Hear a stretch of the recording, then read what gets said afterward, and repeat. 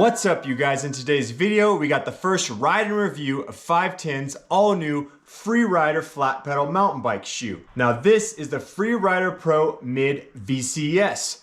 Velcro, compression sole, and that famous Stealth S1 rubber. As always, I'm gonna keep my videos short, sweet, to the point, so we'll get right into it, covering some of the main features on this shoe. I'll talk about that ride and how this thing felt out on the trail, and then I'll tell you some things I didn't like about the new Freerider Pro Mid VCS. So let's go ahead and just start at the top of this shoe and work our way right down to the bottom. This Ortholite sock does a great job keeping any kind of dirt or rocks out of the inside of your shoe. It wraps firmly around your ankle, which I really found to be quite comfortable as I rode. It breathes really good, and then it's got that extra D3O protection on the inside of the ankle right there, which is great considering this shoe is made for those enduro downhill riders that are riding a little more aggressive and gnarly trails. And to be honest with you, when I was riding with this thing, I really just liked the way it felt, the way it fit.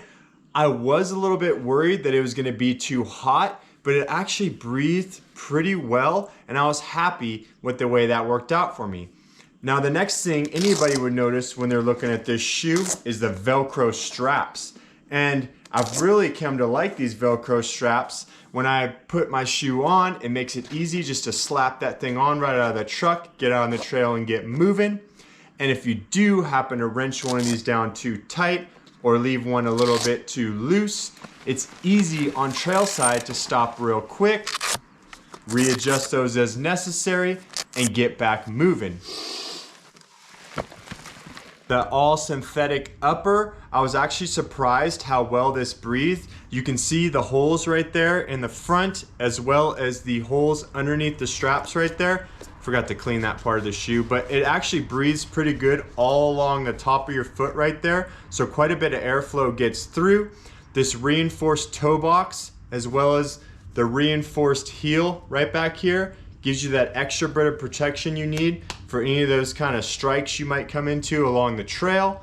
Now moving on to the sole, it's got that two-part sole with the EVA midsole. You can feel just how much cushion that's gonna give you right there for those hard strikes. It's really gonna help, and it's really comfortable. You can feel that when you push down inside there. It's got plenty of cushion for any of those hard strikes, considering this shoe is, once again, like I said, made for those more gnarly and aggressive trails, yet it's still got a really stiff lower portion of the sole. So you can see, like, flexing that shoe, when you compare that to something like a skate shoe, I mean, there's just no comparison. I don't recommend riding in Vans. I know some people are gonna hate me for that. Vans shoes flex too much. They're made for skateboarding, flip tricks and whatnot. Don't use these for mountain biking. Now, I know that's gonna piss a lot of people off. It's just my opinion, you guys. Don't take it to heart. That extra stiffness is also gonna prevent your shoe from wrapping around the pedal. And if your shoe starts to wrap around the flat pedal as you ride, that's what can cause those foot cramps. Moving on to the bottom, you got that famous Stealth S1 rubber that grips super well and locks into any flat pedal out there to give you confidence bombing down the trails. Now let's talk about the weather resistance. I wanted to test this out. I want to see how well these shoes dried, which I was pretty sure they would, but I wanted to get the sock wet and everything too, and get my full foot wet just to kind of simulate like a creek crossing or something like that. So I took my water pack off my back. I went ahead and just drenched my shoe.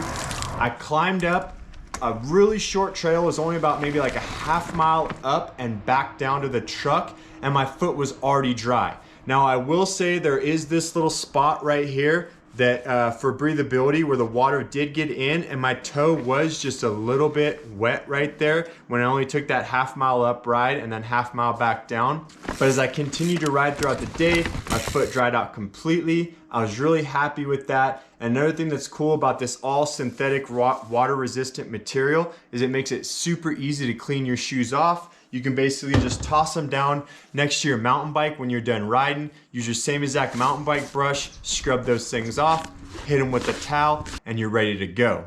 Now we're gonna talk about 3 minor complaints I have with this shoe. First of all, the color choice. When I got this shoe, the black was the only color available. I think they got 2 more colors right now, maybe like a gray and a red. Go ahead, leave a comment below if you know if they have more options available for this shoe by the time you're watching this.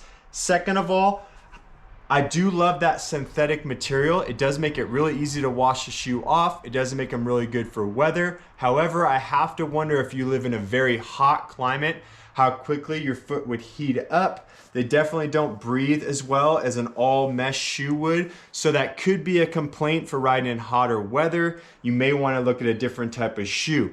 And lastly, big brand name. If you're one of those guys that wants to support the small mountain bike companies, this definitely isn't for you. With that Adidas right there, I know that's thrown a lot of people off since 510 went with Adidas. However, I do think this is an awesome mountain bike shoe. Definitely one you should check out. Another complaint that just popped into my mind right now is the price. $140. I think they're even like $160 I saw on some websites. That's a lot of money for a mountain bike shoe. However, I will tell you, let me grab it off the floor real quick. Vans shoes like this that you get for like $60 to $80, you're gonna go through 2 to maybe even 3 pairs of these before you'd wear out a set of the 510 Freeriders. So are you really spending more money on a 510 Freerider shoe? Not to mention it gives you the good stiffness, not like this where it's gonna be flexing with your pedal and having your foot cramp up on you. So there you go guys, the all new 510 Freerider, the Freerider Pro Mid VCS shoe. Check this out. I'll leave a link to where I bought them in the description below.